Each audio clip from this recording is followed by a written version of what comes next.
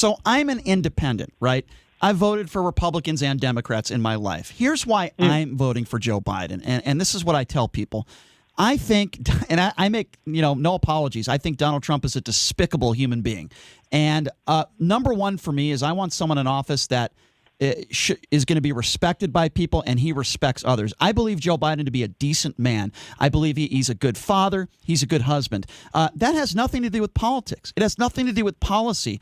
And I can't understand why there are so many people out there that might say, well, I have a few extra bucks in my pocket. I don't care if Donald Trump attacks women based on looks or Gold Star families or immigrants. They push all that stuff aside. What would you say to those people that are willing to push that stuff aside and saying they're voting for Donald Trump anyway?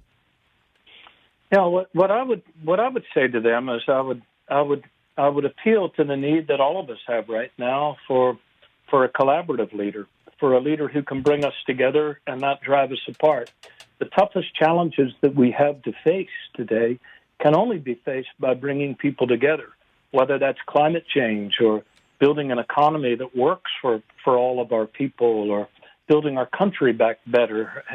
This is going to require a collaborative leader. And I know from my time working with Vice President Biden, on the Recovery and Reinvestment Act, that Joe Biden is a collaborative leader. He brought all of the mayors together, including your own at the time, Governor Sandoval, in the Recovery and Reinvestment Act. Mm-hmm. Regardless of party, he was getting us on the phone every 2 weeks saying, ladies and gentlemen, these are the numbers I'm looking at. Why isn't this particular program working faster to get people back to work? Why is this one working, but that one is not? Right. What are the barriers? That requires a person who is constantly bringing people back to that, table of democracy that we share, and treating people with dignity and respect.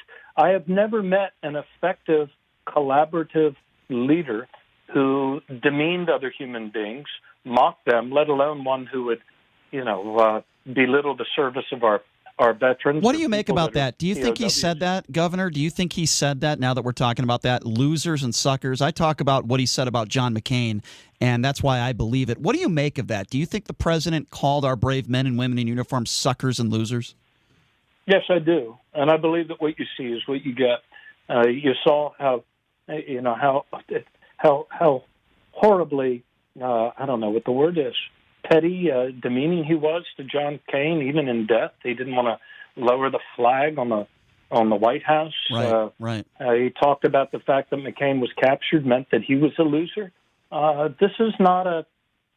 These are not words that are becoming or in keeping with the longer traditions of the presidency, or even what we would teach our children. Yeah, I agree. I agree. So,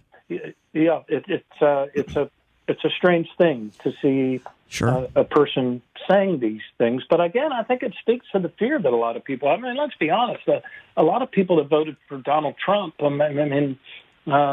voted for him not because they thought he could pull us together or fix things, but they too were mad at their national government. Sure. And the animating emotion 4 years ago, I could touch it, was, hey, give me somebody that's going to burn it down or break it. I'm sick of it, and I want to send a message.